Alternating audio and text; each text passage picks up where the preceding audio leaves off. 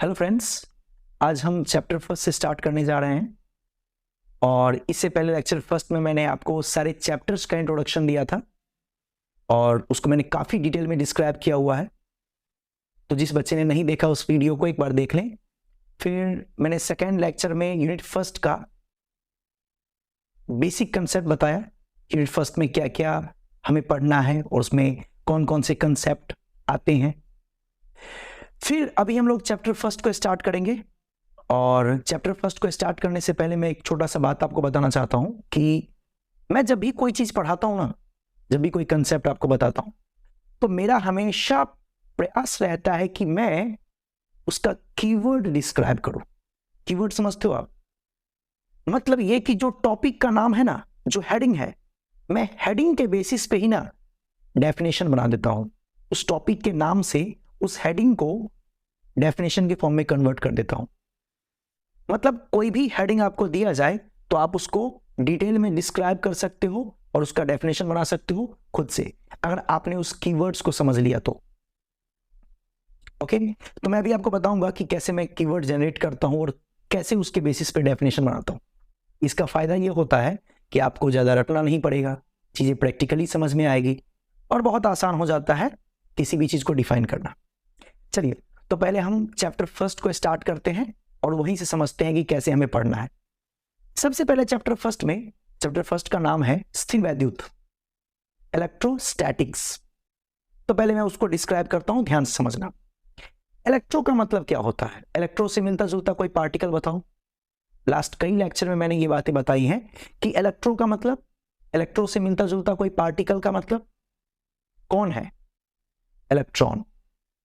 Yes, electro से मिलता जुलता पार्टिकल कौन है? इलेक्ट्रॉन। सुना होगा नाम आपने पहले भी, इलेक्ट्रॉन, प्रोटॉन, न्यूट्रॉन, कॉमनली आप सुनोगे, किसी भी एटम में, किसी भी परमाणु में ये पाए जाते हैं। तो इलेक्ट्रो से मिलता जुलता पार्टिकल इलेक्ट्रॉन। इलेक्ट्रॉन क्या होता है भाई? इलेक्ट्रॉन एक चार्ज है, एक आवेश है। यानी इलेक्ट्रो का मतलब हो गया इलेक्ट्रॉन, इलेक्ट्रॉन का मतलब हो गया आवेश यानी चार्ज। ठीक है। स्टैटिक्स का मतलब क्या होता है? विराम, रुका हुआ, जो गतिमान नहीं हो, एक जगह पे रुका हुआ हो। इसका मतलब ये, यहां पर दो कीवर्ड बने। क्या?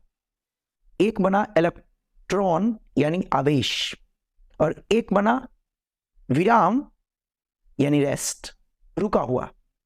यानी क्या मैं बोल सकता हूं आवेश का रुका हुआ होना? यानी इसमें हम किस बात का अध्ययन करेंगे? इसमें हम जो अध्ययन करेंगे उसमें आवेश आपका रुका होगा। यानी भौतिक विज्ञान की वह शाखा जिसके अंतर्गत हम उन आवेशों के गुणों का अध्ययन करेंगे जो विराम में हो, जो रुका हुआ हो, उसे हम कहेंगे स्थिर वैद्युत। आपको समझ आई कैसे बना डेफिनेशन? ठीक है। अब आपने सुना है, कई बार मैंने इस बात को जिक्र किया है, इलेक्ट्रॉन, प्रोटॉन, न्यूट्रॉन। तो जरा मैं समझाता हूं वो क्या होता है, तो उसको आप समझो प्रैक्टिकली। यहां पर आप देखिए, एक परमाणु है, ये पूरा एक परमाणु है जिसको हम लोग एटम भी कहते हैं। उसके बिल्कुल सेंटर में देखो आप, बिल्कुल केंद्र में, क्या आपको दिख रहा है? यहां पे दो पार्टिकल हैं। कौन कौन से? एक ग्रीन कलर का जिसपे प्लस है और एक येलो कलर का जिसपे कोई साइन नहीं है। आप समझो, केंद्र पर जो ये दोनों है, ग्रीन कलर का और येलो कलर का पार्टिकल, उसको हम लोग कहते हैं नाभिक। जो ये केंद्र पर दोनों जहां पर रखा हुआ है उसको कहते हैं हम लोग नाभिक। नाभिक के अंदर कौन है? नाभिक के अंदर एक ग्रीन कलर का पार्टिकल है जो प्रोटॉन है। देखिए यहां पे लिखा हुआ है, ग्रीन कलर का पार्टिकल है जो वो अपना प्रोटॉन है। येलो कलर का पार्टिकल भी नाभिक के अंदर ही है। जो केंद्र पर आपके पास है वो नाभिक है और उसके अंदर ही ग्रीन कलर का पार्टिकल है जो प्रोटॉन है। येलो कलर का पार्टिकल है वो न्यूट्रॉन है। ओके, इसका मतलब ये हुआ कि हमारे नाभिक में दो पार्टिकल हो रहते हैं, है ना? कौन कौन से? प्रोटॉन और न्यूट्रॉन। उसका नंबर कुछ भी हो सकता है, बट ये दोनों अलग अलग पार्टिकल, प्रोटॉन और न्यूट्रॉन, कहां पाए जाते हैं? नाभिक के अंदर। एक और बात, नाभिक के अंदर जो पाए जाते हैं ना, उसका एक नाम दिया गया है, न्यूक्लियॉन्स। अरे न्यूक्लियस के अंदर रहने वाला कौन? न्यूक्लियॉन्स। तो नाभिक के अंदर जो उपस्थित होते हैं, नाभिक के अंदर जो रहते हैं, उसको हम कहते हैं न्यूक्लियॉन्स। याद रखिएगा, एक छोटा सा पॉइंट मैंने बताया, नाभिक के अंदर जो होता है उसको क्या कहते हैं? न्यूक्लियॉन्स। तो हमारा न्यूक्लियॉन्स कौन होगा? प्रोटॉन भी न्यूक्लियॉन्स है और न्यूट्रॉन भी न्यूक्लियॉन्स है, क्योंकि दोनों नाभिक के अंदर पाए जाते हैं। ओके, अच्छा, फिर आपने देखा उसके चारों तरफ एक वृत्ताकार कक्षा बना हुआ है, ऑर्बिट, जिसमें रेड कलर का पार्टिकल है। ये रेड कलर का पार्टिकल पे देखो नेगेटिव साइन है, ये आपका ऋण आवेश है, ये इलेक्ट्रॉन है। रेड कलर का पार्टिकल कौन है? इलेक्ट्रॉन। तो जो प्लस था यानी जो प्रोटॉन था वो हमारा धन आवेश, पॉजिटिव चार्ज। जो हमारा माइनस है, रेड कलर का पार्टिकल जो नेगेटिव है, वो हमारा नेगेटिव चार्ज यानी ऋण आवेश है, जो कि इलेक्ट्रॉन है। अच्छा, न्यूट्रॉन क्या है फिर? न्यूट्रॉन हमारा न्यूट्रल है। न्यूट्रॉन कोई आवेश नहीं है। न्यूट्रल क्यों है ये? न्यूट्रल इसलिए, न्यूट्रल का मतलब उदासीन। अब समझना जो मैं बताना चाहता हूं, न्यूट्रॉन के अंदर प्लस भी है माइनस भी है। जैसे आप समझो, आपके पास 10 प्लस हो और 10 माइनस हो, तो बताओ मुझे कुल कितना होगा, उसकी नेट कितनी बनेगी? शून्य, जीरो। यही न्यूट्रॉन के अंदर भी है, उसमें धन आवेश भी है, ऋण आवेश भी है, दोनों का सम शून्य है, जीरो है। तो क्या बन गया? उदासीन। यानी जितने धनात्मक उतने ऋणात्मक, या आप ऐसे कह दो जितना प्लस उतना माइनस, दोनों मिलके आपका बन जाएगा शून्य यानी जीरो। अगर कोई ऐसा हो पार्टिकल या एटम, तो उसको हम लोग कहते हैं न्यूट्रल, उदासीन, और न्यूट्रल से ही बना है न्यूट्रॉन। तो जो आपका न्यूट्रॉन है वो न्यूट्रल है। न्यूट्रल है मतलब उसमें प्लस भी है माइनस भी है, दोनों का सम जीरो हो गया है, इसलिए ये आपका बन गया है न्यूट्रल। इसलिए हम इसको कहते हैं न्यूट्रॉन, इसको हम न्यूट्रॉन कहते हैं न्यूट्रल के बेसिस पे। एक और बात जो आपको समझना चाहिए ये कि मान लीजिए चार्जलेस क्या होता है, आवेशहीन क्या है? जिसके पास कोई आवेश ही नहीं है।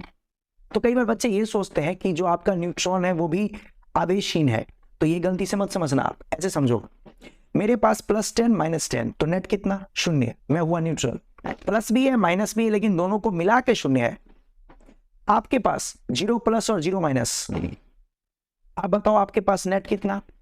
के पास भी नेट 0 है, शून्य है। लेकिन आपका जो नेट है वो पहले भी 0 था, प्लस में भी माइनस में भी 0 था, फुल भी 0 है। तो आप हुए चार्जलेस, आवेशहीन। मेरे पास प्लस है 10 माइनस है 10, दोनों को कंबाइंड करने पर वो बन जा रहा है 0। इसका मतलब मैं न्यूट्रल हूं। मेरे पास प्लस है माइनस है, लेकिन दोनों को कंबाइंड करके 0 है, इसलिए मैं न्यूट्रल हुआ। तो न्यूट्रल का मतलब प्लस माइनस दोनों को मिला के जो उसका सम है वो कितना हो जाए? 0। और चार्जलेस यानी आवेशहीन का मतलब जिसके पास ना तो प्लस हो ना तो माइनस हो, यानी 0 प्लस 0 माइनस। याद रहेगा? तो दोनों में डिफरेंस होता है, तो आपको ध्यान रखना है कि अपना न्यूट्रॉन न्यूट्रल है, वो चार्जलेस नहीं है। ओके, उसमें प्लस भी है माइनस भी है। आगे मैं आपको बताऊंगा, थोड़ा सा डिस्क्राइब करूंगा कि जो आपका न्यूट्रॉन और प्रोटॉन दोनों ही बने होते हैं किससे? क्वार्क्स से। ओके, तो मैं आगे चल के उसको डिस्क्राइब कर दूंगा, आगे बताऊंगा। क्वार्क्स एक पार्टिकल है, तो उससे बना होता है आपका कौन? न्यूट्रॉन भी और प्रोटॉन भी। लेकिन इलेक्ट्रॉन नहीं, इलेक्ट्रॉन खुद ही है फंडामेंटल पार्टिकल, है ना, वो किसी से नहीं बना होता है। लेकिन अपना प्रोटॉन न्यूट्रॉन दोनों बना होता है क्वार्क से। ठीक है, तो ध्यान रखना है। बट आप ये समझ लो अभी कि जो आपका न्यूट्रॉन है ना, वो न्यूट्रल इसलिए है क्योंकि उसमें प्लस माइनस दोनों का सम मिला के शून्य हो जाता है, 0 हो जाता है। क्लियर? अब मैं जरा दिखाता हूं कि इन सभी में इलेक्ट्रॉन क्या करता है। वो नाभिक के चारों ओर चक्कर काटता है वृत्ताकार पथ पे, है ना, वृत्ताकार कक्षा में, जिसको हम लोग ऑर्बिट भी कहते हैं। तो आप उसको प्रैक्टिकली देखो कि कैसे इलेक्ट्रॉन रिवॉल्व करता है। इस तरीके से आप देख रहे हैं, इलेक्ट्रॉन एक वृत्ताकार पथ पर लगातार रिवॉल्व कर रहा है, लगातार चक्कर काट रहा है। बीच में नाभिक है, नाभिक के चारों तरफ कौन चक्कर काटता है? इलेक्ट्रॉन। कैसे पथ पर? वृत्ताकार पथ पर, जिसको हम लोग कहते हैं कक्षा। और जो बीच में है, जहां पर आप देख रहे हो, जिसको मैंने कहा था न्यूक्लियॉन्स जहां रहते हैं, उसको हम नाभिक कहते हैं। उसमें आपका कौन है? धन आवेश और उदासीन, यानी प्रोटॉन और न्यूट्रॉन। ठीक है, चलिए अब हम देखते हैं कि किसका द्रव्यमान कितना है, कौन कितना भारी है, कितना हल्का है। तो अपना इलेक्ट्रॉन, इसका द्रव्यमान होता है 9.11 इंटू 10⁻³ kg, सबसे हल्का। कौन? Electron. Proton 1.673 into 10 to the power minus 27 kg proton का द्रव्यमान। Neutron 1.675 into 10 to the power minus 27, सबसे भारी। तो सबसे अधिक द्रव्यमान आपसे पूछेगा किसका? बहुत बड़ी क्वेश्चन पूछा जा चुका है, न्यूट्रॉन का। और सबसे हल्का इलेक्ट्रॉन। तो सबसे अधिक द्रव्यमान होता है न्यूट्रॉन का, फिर प्रोटॉन का, फिर इलेक्ट्रॉन का। तो सबसे अधिक भारी आपका न्यूट्रॉन और सबसे हल्का इलेक्ट्रॉन। एक और बात जो मैं आपको बताना चाहता हूं, अपना न्यूट्रॉन जो है ना, उसके देखो 2 डिजिट तक न्यूट्रॉन में और प्रोटॉन में सेम है, 0.67 फर्क सिर्फ इतना है, प्रोटॉन में यहां 3 है, न्यूट्रॉन में यहां 5 है। क्या ज्यादा का फर्क है? नहीं, बहुत कम का फर्क है। तो न्यूमेरिकल सॉल्व करते वक्त, फिर से सुनना, न्यूमेरिकल सॉल्व करते वक्त हम प्रोटॉन और न्यूट्रॉन का द्रव्यमान सेम ले लेंगे, समान रख लेंगे, क्योंकि ज्यादा का फर्क नहीं है। वैसे भी हम न्यूमेरिकल सॉल्व करते वक्त सिर्फ पॉइंट के बाद 2 डिजिट्स यूज करते हैं, तो इसीलिए हम 0.67 ही यूज करेंगे। तो दोनों लगभग क्या लेंगे? सेम। बट पूछा आपसे जाए कि इन रियलिटी या एक्चुअल में सबसे भारी कौन? न्यूट्रॉन। सबसे हल्का कौन? इलेक्ट्रॉन। तो सबसे अधिक न्यूट्रॉन, फिर प्रोटॉन, फिर इलेक्ट्रॉन। बट न्यूमेरिकल को सॉल्व करने के लिए हम अप्रॉक्स वैल्यू लेते हैं, लगभग मान लेते हैं, और उसके लिए हम न्यूट्रॉन प्रोटॉन को सेम ले लेंगे, समान मान लेंगे। चलेगा? तो इतना आपको ध्यान रखना है। एक और बात बच्चों को नहीं याद रहती है, उसके लिए मैं एक छोटा सा कंसेप्ट निकाला हूं। अगर आप समझना, हाइपोथेटिकली कुछ बातें हैं बट उसको समझ सकते हो आप। न्यूट्रॉन सबसे भारी क्यों है? तो मैं तो ऐसे समझता हूं, न्यूट्रॉन में प्लस भी है, माइनस भी है। सोचो, न्यूट्रॉन में प्लस भी है, माइनस भी है। तो आप मुझे बताओ, प्लस माइनस दोनों मिलके न्यूट्रॉन बना, तो क्या न्यूट्रॉन सबसे अधिक होगा? प्लस आवेश है, माइनस आवेश है, प्लस आवेश है, माइनस आवेश है, दोनों को मिला दिया हमने, और दोनों को मिला के हमने कहा कि न्यूट्रल बन गया, कुछ न्यूट्रॉन जैसा। तो क्या न्यूट्रॉन सबसे अधिक द्रव्यमान का होगा? क्योंकि दोनों के मिलने से बन रहा है। आप समझ रहे हो? तो ऐसे में याद रखने के लिए ट्रिक यूज करता हूं, आप भी कर सकते हैं, कि जो आपका न्यूट्रॉन है उस पर प्लस माइनस दोनों है, इसलिए दोनों को कंबाइंड करके वो बना है। तो सबसे अधिक भारी न्यूट्रॉन, फिर प्रोटॉन और फिर इलेक्ट्रॉन। क्लियर? चलिए, अब इतना देर से हम आवेश के बारे में डिस्कस कर रहे हैं, तो जरा समझते हैं कि आवेश क्या होता है। बट उससे पहले एक चीज और मैं बताना चाहता हूं, जो अपना न्यूट्रॉन है ना, उसका द्रव्यमान 1842 टाइम्स ज्यादा होता है। किससे? इलेक्ट्रॉन से। आपको पता है न्यूट्रॉन का द्रव्यमान ज्यादा है, तो कितना ज्यादा है? तो इलेक्ट्रॉन के तुलना में वो 1842 टाइम्स अधिक है। उसी तरीके से प्रोटॉन भी ज्यादा है, किससे? इलेक्ट्रॉन से। कितना? 1836। तो याद रखिएगा, एक छोटा सा वैल्यू है, आपको दिमाग में रखना है। तो जो आपका प्रोटॉन है उसका द्रव्यमान इलेक्ट्रॉन के द्रव्यमान का 1836 टाइम्स अधिक है, 1836 गुना ज्यादा है इलेक्ट्रॉन के द्रव्यमान का। कौन? प्रोटॉन। तो आप देखो, न्यूट्रॉन में और प्रोटॉन में ज्यादा का फर्क नहीं है, बट हाँ, न्यूट्रॉन अधिक होता है प्रोटॉन से रियलिटी में। ठीक है? अप्रॉक्स में दोनों को सेम लेते हैं, ये भी ध्यान रखना है। चलिए, तो अब हम समझते हैं कि आवेश क्या होता है। अब आप खुद बताओ, इतना जो आपने पढ़ा आवेश के बारे में, चार्ज के बारे में, उसमें आपने क्या देखा? आपने ये देखा कि आवेश कौन कौन सा प्रभाव उत्पन्न करता है? विद्युत क्षेत्र और चुंबकीय क्षेत्र, यानी विद्युत प्रभाव और चुंबकीय प्रभाव। तो उसी को यहां पे परिभाषित किया गया है। कैसे? देखो, किसी भी पदार्थ का वह गुण जिसके कारण पदार्थ में विद्युत या चुंबकीय प्रभाव उत्पन्न होता है। अब समझो, किसी भी पदार्थ का वह गुण जिसके कारण कोई पदार्थ है, अगर वो आवेशित है तो वो क्या उत्पन्न करेगा? विद्युत प्रभाव और चुंबकीय प्रभाव। तो वही चीज यहां पे डिस्क्राइब किया गया, किसी भी पदार्थ का वह गुण जिसके कारण पदार्थ में विद्युत या चुंबकीय प्रभाव उत्पन्न होता है, उसे हम कहते हैं आवेश। तो आवेश का काम है कौन सा प्रभाव उत्पन्न करना? विद्युत और चुंबकीय, है ना? मैंने पहले भी डिस्क्राइब किया था, कब आवेश विद्युत प्रभाव उत्पन्न करता है, कब आवेश चुंबकीय प्रभाव उत्पन्न करता है। तो किसी भी पदार्थ का वह गुण जिसके कारण पदार्थ में विद्युत या चुंबकीय प्रभाव उत्पन्न होती है, उसे हम कहते हैं क्या? आवेश। तो आपको दिमाग में रखना है, बहुत छोटा सा कंसेप्ट है ना। अब हम आगे देखेंगे जो अपना नेक्स्ट कंसेप्ट है वो आवेश के बारे में क्या है वो देखो। आवेश का प्रकार। तो आपने अभी पढ़ा कि एक परमाणु में कौन कौन दिखे थे आपको, इलेक्ट्रॉन, प्रोटॉन और एक तो बेचारा न्यूट्रॉन जो कि उदासीन ही था। तो आवेश कितने प्रकार के हैं? 2 प्रकार के। कौन कौन से? ऋण आवेश। कौन है इसका एग्जाम्पल? इलेक्ट्रॉन। तो इलेक्ट्रॉन ऋण आवेश है तो इसका मतलब माइनस है, तो उसका वैल्यू कितना है? तो आपके सामने है, देखो मैंने द्रव्यमान आपको ऑलरेडी बता दिया हुआ है। आवेश देख लो, द्रव्यमान आपको पता है 9.11 इंटू 10⁻⁻31 kg, और इलेक्ट्रॉन का आवेश होता है -1.6 इंटू 10⁻⁻19 कूलम। ओके, उसी प्रकार से धन आवेश किसको कहते हैं? प्रोटॉन को। द्रव्यमान क्या होता है? 1.673 इंटू 10⁻⁻27 kg, और उसका आवेश धन है प्लस, तो 1.6 into 10⁻⁻19 coulomb.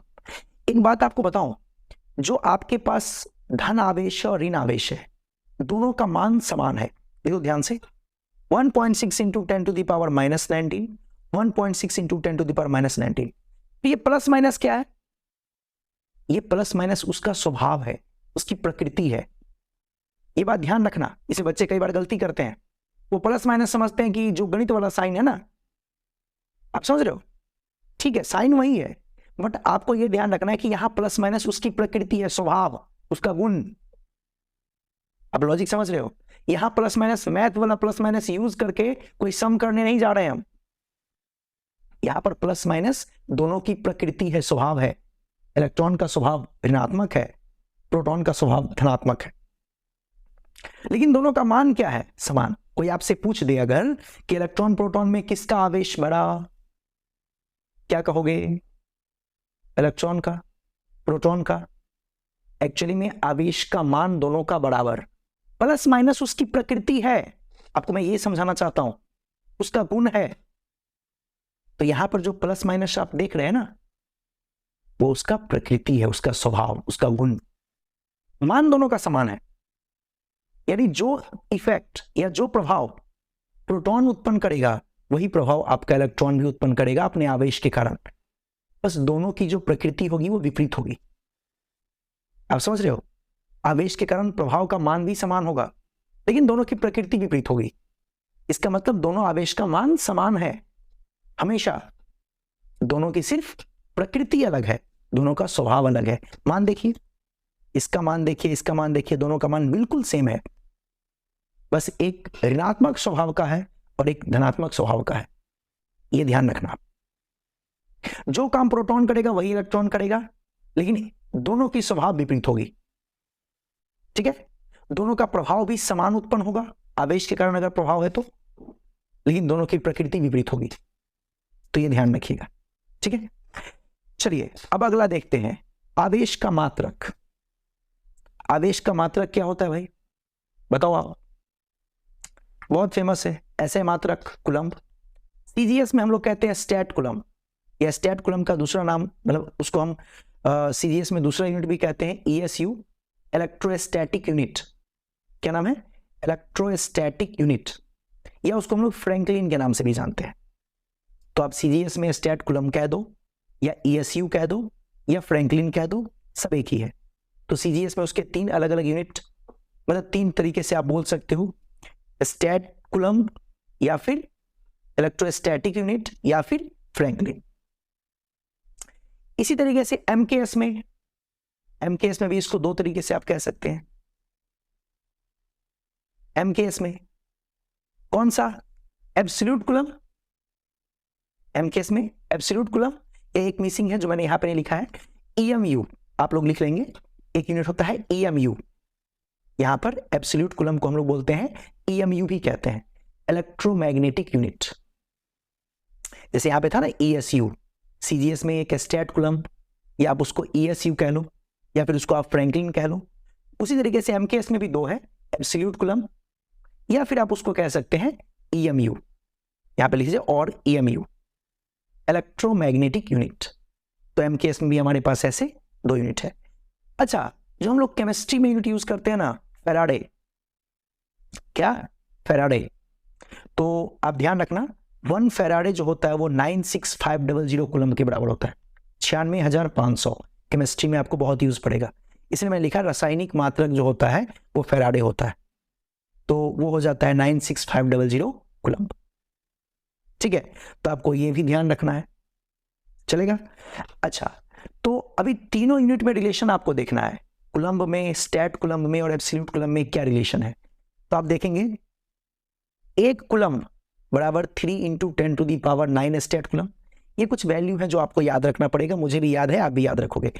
1 coulomb equal to 3 × 10⁹ stat coulomb और 1/10 एब्सोल्यूट कूलम्ब। तो हमारे पास 1 कूलम्ब बराबर, फिर से मैं रिपीट कर रहा हूं, 1 कूलम्ब बराबर 3 × 10⁹ स्टैट कूलम्ब और एब्सोल्यूट में 1/10 एब्सोल्यूट कूलम्ब। ओके, तो ये हमारे पास कुछ यूनिट किसके? आवेश के, चार्ज के। तो चार्ज का जो यूनिट है वो 1 coulomb equal to 3 × 10⁹ stat coulomb या फिर 1/10 एब्सोल्यूट कूलम्ब। ध्यान रखेंगे, ये भी ध्यान रखेंगे कि रासायनिक मात्रक जो होता है उसका वो फैराडे होता है और वो होता है 96500 यानी 96,500 कूलम्ब के बराबर।